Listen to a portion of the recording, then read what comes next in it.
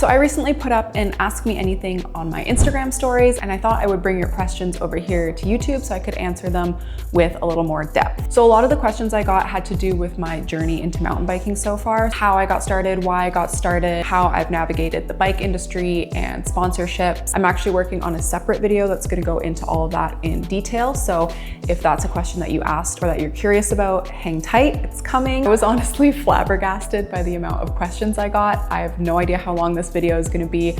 I'm just gonna lock in and try to answer as many as possible. I did skim through and pick out some intro questions to get started with, and then it's just gonna be random after that. I'll also add timestamps in the comments so you can skim through and pick what you're interested in. Okay, without further ado, let's get into it. First question I picked was, how do you pronounce your name? Because I get this one a lot. The correct pronunciation is Johanna, but I also go by Johanna or Yo. It's German. The J is pronounced like a Y. I had a few questions like, how old were you when you started biking? How long have you been biking? And how did you get into biking? I will go into more detail on this in my other video, but I was 24, 25. I got into it through my boyfriend at the time, now husband, and this summer will be my 5th season. What made you start posting about your progression? So it started when I was living in Whistler. It was my first season riding. I was dressed head to toe in my husband's hand-me-downs. I think the only new pieces of gear that I had were my helmet and knee pads. One of my roommates at the time was a professional rider, and he always had these boxes of PR show up, all these nice kits and new gear. And I was like, I could really use some of that. And if you know me, you know I am a resourceful girl, okay? So I thought, well, maybe if I post a little bit of riding content on Instagram, then maybe I'll get like a discount code or something. And that was the extent of my plan. I should say though, even though I started with a bit of an intention, I've always enjoyed content creation. Like I've always loved taking photos and making little edits. I just didn't really feel like I had anything that I was passionate enough to post about before I started biking. So even though it started intentional, I've been able to stay consistent because it genuinely is something that I enjoy. And I do think that's important to mention because it is a lot of work. And I think if you don't enjoy it, it's not worth it. Riding always comes first, and I treat social media as a tool to support that. How was the change going from living in Vancouver to a small town? I didn't go straight from Vancouver to Powell River. I lived in a few places in between. I lived in Victoria and Whistler, but even going from Whistler to Powell River was definitely a little bit of a shock to my system, especially at the time because the riding community was so small and there was not a lot going on here. Definitely had a hard time adjusting at first. I found the riding here to be very challenging. Obviously there is no chairlift like there is in Whistler, and that was a big problem for me. When we first moved here, my fitness was absolute shit, and I was very disgruntled about the fact that I had to climb up the mountain to do one lap. Yeah, I'd say it took me about 6 months to settle in. Once I found a few women here that rode, we became really close. We were all riding at a very similar level at the time and progressing together. So I had a great community around that, which really helped. My husband always said, hey, trust me, I just know the scene here is gonna blow up. And he was right. And I'm very, very glad that I trusted him and that I gave it a chance because I truly could not be happier now. Next question is, who's your favorite rider? It's kind of always changing. Lately, I feel like I've been really into Jet. I don't know if I'm pronouncing that right. Hold on.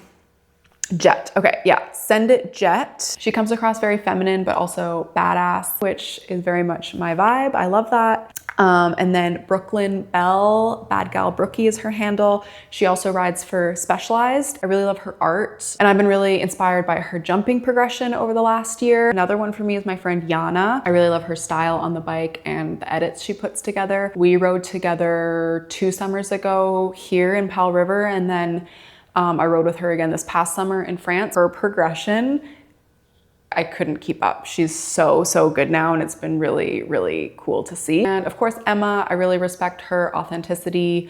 I love that she just shows up 100% herself and doesn't care what other people think. That takes a lot of balls, and I really respect that. I could keep going. Basically, if you're a woman and you're riding and you're putting yourself out there, chances are I'm a big fan. Do you always wear a full face helmet even when trail riding? Yes, I do. I've had a few crashes where I slid on my face. And if I hadn't been wearing a full face, I think I would have been really, really messed up. Most importantly, I promised my mom, okay? I've kept my promise. My mom also watches all of my content. So if she ever does see me in a half shell, I will be hearing from her. Another thing is my home trails are pretty spicy. It's steep and a lot of them are fast, and a lot of people here do opt to wear full face helmets, so it's really not that weird. What hobbies do you have outside of riding? I love to garden.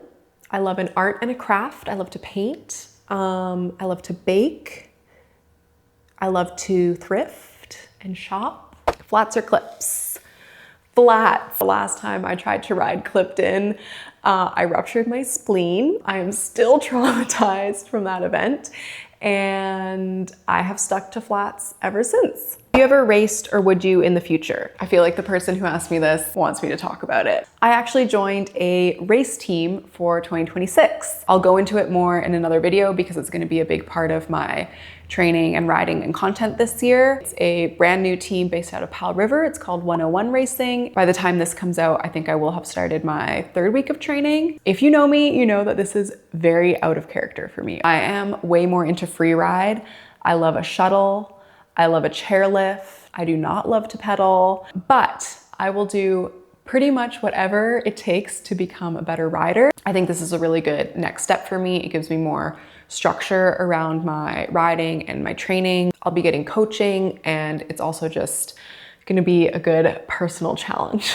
As for my racing experience, it's very limited. I did the sport category of the Mahony Enduro in 2022. And then this past summer, I did the expert category of the same race. And that's it. So this is very much new territory for me. What is your #1 biggest tip for progression? I'd have to go with consistency.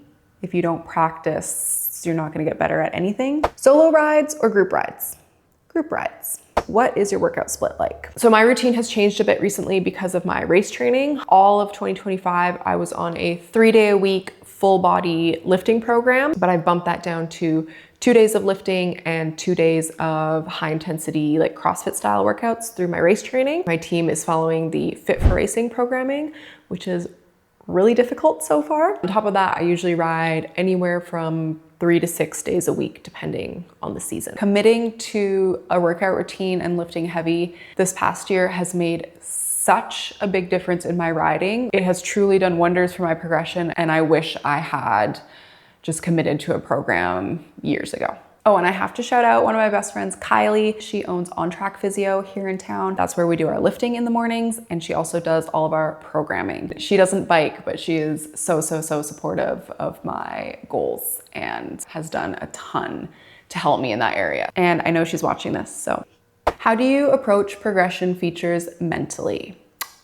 I really take my time working up to features, and I have no shame in that. I'm not someone that just sends it. I usually won't try something unless I'm like 97% sure it's gonna go well. The risk of injury just is not worth it for me. I'll scope out a feature with someone I trust. Usually that's my husband. I'll ask any questions I have. I'll get him to demo it for me, and then I'll do a run-in for speed. And if I decide I'm gonna do it, I have to fully commit. I will let myself chicken out once if I feel like I messed up on the approach.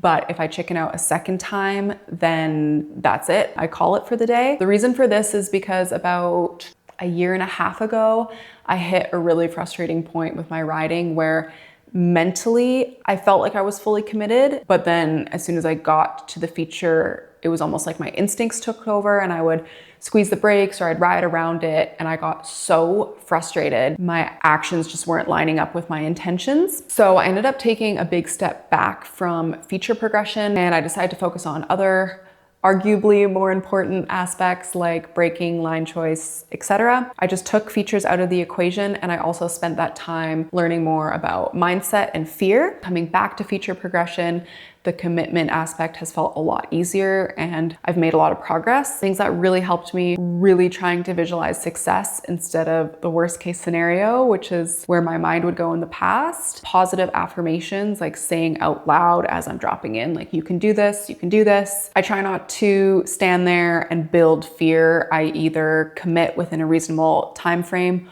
or walk away and try again another day, and I don't beat myself up if I do that. The feature's not going anywhere, and I just tell myself that I'm preserving my long-term progression. I hope that helps. It's something that is a work in progress for me. What do you do for work? So up until about a year and a half ago, I worked full-time in marketing. I started in a corporate role after graduating. And then in 2023, I started my own freelance agency. But over the last year, riding and social media have become more part of my day job. So about half my week is dedicated to riding and content, and then the other half is dedicated to client work. Last year, I launched Ride Mount Mahony, which is primarily a shuttle service. It is very, very, very grassroots at the moment, and it's a long way from where we want it to be just based on demand and our current infrastructure, but we just wanted to get it off the ground. So that is very much a passion project that I'm working on growing on the side. How did you get into trail building? So I got into trail building the same way I got into mountain biking, through my husband. He started building when we first moved to Powell River and would invite me to come join him. I started enjoying it pretty much right away. Like, I really like working with my hands. I love being outside. So yeah, I've been coming out to help him and his crew ever since and kind of learning as I go. It's given me a whole different appreciation for the sport. It is so rewarding to ride something that you help build. Actually, this spring, we're gonna be starting up our open invite trail maintenance evenings again. So we head out every Wednesday and we work on the jump trails here. I usually recruit my girlfriend, so there's a lot of ladies that come out as well. It's super fun, it's a great workout, and it feels really good to get back to the trails. Someone said, what if you crash? Then I crash. Sometimes that's just how the cookie crumbles. I wear protective gear and I try to ride within my limits, and yeah, sometimes shit happens. How did you and Andrew meet, and how long have you guys been together? Okay, so Andrew and I met in Victoria. We met through our mutual friend, Amber. I had just become roommates with her, and Andrew used to play in a band with her. She invited us both to one of her shows, so we were both there to support her, and that's how we met. We've been together over 6 years now, and we got married last summer, so we've been married for just under 7 months. Oh, and Amber was a bridesmaid at our wedding, of course. And you should definitely go follow her because she's an amazing and very talented musician and a very good matchmaker. The worst injury you've ever had. I think it's a tie between rupturing my spleen and exploding my knee. My spleen injury happened when I was learning to ride clipped in. My front tire got caught and I started to go over the bars. I couldn't get unclipped and it was a steep section, so I fell down a long way and landed on a rock. I was very lucky that the internal bleeding wasn't bad enough that I needed surgery, but it was still pretty serious. And then my knee was also really dumb. I slipped on a route on a loamer and went over the bars. As I was tumbling, my leg got caught under a fallen tree and I hyperextended it so bad that I ended up fracturing 7 bones. It ended up being best case scenario because they originally thought I had torn my meniscus, which would have been a more complicated recovery. The fractures just needed time to heal. But yeah, that one hurt a lot, way, way more than my spleen. What's more satisfying, riding a feature or watching others riding a feature or watching others ride what you built? That was very difficult. I'm gonna have to go with riding a feature I helped build. That's because a lot of the features that I help work on are out of my skill range. So when I do eventually hit it, it is that much more rewarding. Hypothetically, would you date someone who didn't ride? No. What is something that people get completely wrong about you? Ooh, I have heard from a few friends that I knew online and then met in person that I'm way more of a silly goose than they thought. Someone said, you don't really look like a trail builder. What does a trail builder look like? What do you use to edit your videos? I use either CapCut or Instagram edits. What kind of phone do you use for filming? I have an iPhone 14 Pro Max. How do you stop caring what other people think or other riders think when it comes to posting on social media? That's a good question, and I'm gonna give a cliche answer because it's true. People are way, way, way more concerned with what they're doing than with what you're doing. At the end of the day, you're probably your own worst critic, and I promise you, it's not that deep. People are not sitting around analyzing your posts. If they are, then congratulations. You have a fan, you have a follower, and yeah, that's not necessarily a bad thing, right? I personally try not to take criticism from someone that I wouldn't take advice from. And then another thing that someone told me once that I think is so true is anyone that's experienced a level of success or has made it in any avenue, whether that's business or social media or a creative field, they will never, ever, ever judge you or look down on you for trying.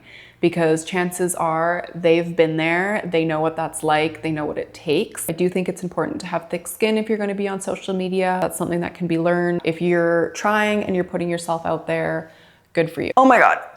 Ooh. I need to take my dog for a walk. So we're gonna take a little intermission. Okay, I'm back.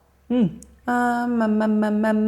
I got a lot of questions about Ozzy. This one says, what breed is Ozzy and how did you train him to be a trail dog? So Ozzy is a rescue, so we're not 100% sure on the breed, but we were told Border Collie and Welsh Springer Spaniel. So very strong herding and hunting instincts. And we adopted him from our local SPCA when he was a year and 3 months. He actually had over 10 applications because his profile was so cute. The SPCA was really intentional about matching him with the right family because of his exercise requirements. So when we put on our little intake sheet that we mountain bike every day, they were pretty much like, please take him. So when it came to trail training, it didn't seem like he'd ever seen a bike before when we adopted him. He was actually really scared of them at first. So we started really slow. We started by just pulling our bikes out into the main living room and letting him get comfortable around them. And then I can't take credit for this because I was recovering from a surgery at the time, but my husband started by taking him on really slow leash rides around the neighborhood, having him run beside the bike on the leash, and then eventually off leash on the trails once he was ready. I remember it being a little bit tedious at first because he didn't want to follow the bikes. As soon as Andrew would start descending, Ozzy just wouldn't follow him. But eventually he did catch on, and then as soon as he kind of put the two and two together of, oh, like bikes mean I get to run, he started really enjoying it. We taught him a behind command really early on and trained him to go behind the last person in the group. So he knows never to go in front of anyone. He knows what dropping in means. He knows not to stand on the trails. His trail etiquette is honestly really, really, really good. I feel like I have to say this because I get a lot of questions about Ozzy and a lot of people curious about getting a similar dog because he's so cute and he's so great on the trails. Being a rescue, his past is a little bit murky. He can be pretty anxious around strangers, which kind of manifests in reactivity, especially towards men. Anyone who has experience with a reactive dog knows how stressful that can be. All the locals here know that he's all bark and no bite, and everybody's just like, hi Ozzy, when he's barking at them, and then he's fine. But yeah, that's kind of just the reality of getting a rescue. You get what you get. You don't get upset. He has come so far since we got him. We've done a ton of work with him and we're really, really proud of the progress he's made. But yeah, I know you guys love the Ozzy content and I'll definitely do some more videos with him moving forward. Are you trying to do this full time eventually? Obviously I would be really stoked to dedicate more of my work week to training and riding and progression, and I think it would really pay off in my riding. But there's another side to this, which is the social media aspect. And to be honest, I don't know that I would want my entire income to depend on this. I think it could end up crushing some creativity. I kind of like the flexibility that I have right now of it is part of my career, but it's not my whole career, because that also gives me the flexibility to say no to things, and I do say no to a lot. I'm trying to be really intentional about working with brands that I genuinely use or genuinely want to support, and I think it would be a lot harder to say no if I maybe felt some pressure to take everything that came my way. Honestly, I'm kind of just going with the flow and seeing where this takes me. We'll see what happens. This question asks, what was it like riding with Remy? Riding with Remy was honestly one of my highlights for 2025. It was such a fun day. Remy really wanted to ride my husband's trail, and a lot of the trail is still a little bit out of reach for me. I'm working my way through a lot of the features on it. So I kind of went into the day feeling a little insecure about my riding capabilities. I kind of had the mindset of like, I'll just be there for moral support. I'll help out with filming if needed. I really wanted Andrew to have his moment and show off all their hard work. But no, Andrew and Remy went above and beyond to include me. We all rode together. Remy was very, very encouraging of my riding and my progress. He took a lot of time out of our day to help coach me through one of the features that I hadn't done yet. And I genuinely got a lot out of the coaching that he gave me. He was also very open and transparent with me about his career. I was able to pick his brain on a lot of questions about the industry that I had because I'm kind of just figuring this all out as I go. Nothing but very positive things to say. And we actually just talked on the phone the other day and are planning our next ride together. So stay tuned. Okay, this is a question I get a lot. How do I get my girlfriend into riding? Every woman is different. I cannot speak for the whole population, but I can tell you what worked for me and what I would recommend. First of all, you have to make sure that this is something that she genuinely wants to try. You cannot force it. Start small and low pressure. Borrow a bike from a friend or rent a bike. Take her out on some very easy trails and make it a really, really fun day. If she's enjoying it, she's interested, she wants to give it a shot, you need to step up and do the legwork and help her get set up with a bike. The right size, travel, etc. Because if she's anything like me, she's not gonna know a thing, okay? She's not gonna have a clue. And if you wanna be a real king, buy the bike for her. Once she's set up, take her on more easy, fun rides to build her confidence. Do not leave her in the dust on the climb trail or rip down and wait for her at the bottom, okay? This is not about you, this is about her, and you're gonna be supportive. Also, you are going to gas her up and build her confidence. My husband made me feel like I was the baddest bitch on planet Earth when I looked like this. He really had me out here thinking that I was hot shit. And you're gonna do the same. Once you guys have been riding together for a bit and she's getting into it, you can sign her up for a lesson, or if it works for your dynamic, give her some coaching yourself, but only if she wants that and is open to it. I'd also really encourage her to try and meet and ride with other women that are at a similar skill set that she is. Riding with the girls is a totally different experience. It's what brought my riding from, oh, this is something fun that I do with my partner, to this is something that I would do even if I was single. Final things, do not compare her to anyone. Okay, she's going at her own pace and that's okay. Don't be out here liking mountain bike girl thirst traps on Instagram. She's gonna see that and it's gonna make her sad. Don't be an idiot. Honestly, mountain biking is not for everyone. Some people are more risk adverse than others, and if she's not into it, you have to accept that. I think it's totally valid to want to have a partner that rides, but you cannot force someone into a hobby or a lifestyle that they're not into. Are the trails on Mahony easy to find if you've never been before? Yes, absolutely. Our local cycling association, the QRCA, has invested a ton into the Mahony Trail Network over the past 3 to 4 years. We went from mostly unsanctioned trails with no infrastructure to a really well-built trail network. There's signage on all the logging roads. We have a big, beautiful parking lot with a fire pit, outhouses, a trail map kiosk. Between the signage and using trail forks, you shouldn't have an issue. Our cycling association is all volunteer run, and they have put a ton of time and effort into the Mahony project. I'll add a link in the description to become a member or to donate if you want to help support our trails. Who is your pro mountain bike rider crush? I'd have to go with Emma. Obviously she's hot, we all know that, but she is also an incredibly kind and sweet person, and she's a badass rider, and I love what she's doing with her duck rehabilitation. Have you ever traveled with your mountain bike by plane? If so, is it difficult? I traveled with my bike for the first time this past summer when we went to France for our honeymoon.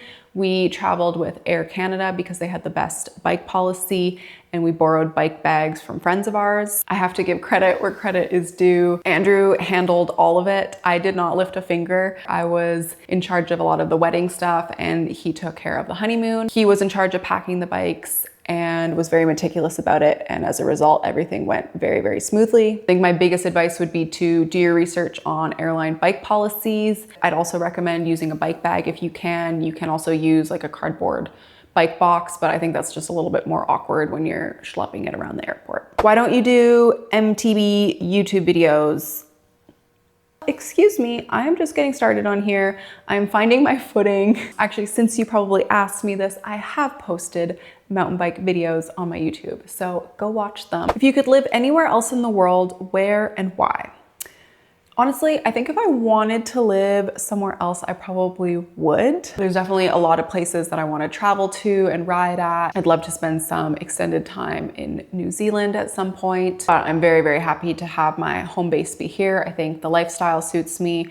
I love my community. I love the riding. But yeah, I feel very lucky to say that there's nowhere else I'd rather live. Any tips for progressing while not being able to ride consistently or while solo? I would say try to focus on the things that you can do every day. So having a really solid gym and fitness routine, watching YouTube tutorials, or even watching people's POV content, I find to be really helpful. And if it's an option, taking your bike out onto the street and practicing drills, do what you can and make the most out of when you are able to ride. Where do you get your riding outfits? I was riding for Loose Riders the past 3 years, but I feel like my style has really changed a lot. Like when I started riding, I was mostly into bike park, but now I am trail riding more. I'm gonna be racing this year, and I just feel like my style has kind of shifted and evolved as I've gotten older. I am gonna be creating some content this year about revamping my wardrobe, and I just signed an agreement with a new clothing sponsor that I think is gonna be a really, really good fit. So stay tuned for that. Okay, I am running out of steam, so I think that's all I'm gonna get through for this video. Thank you so much for all the questions. I really appreciated how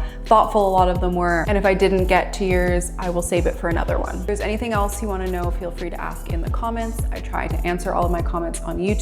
If you want more of these, or if there's anything that you want me to elaborate on or go deeper into, just let me know. Thanks for being here, and I will see you in the next one.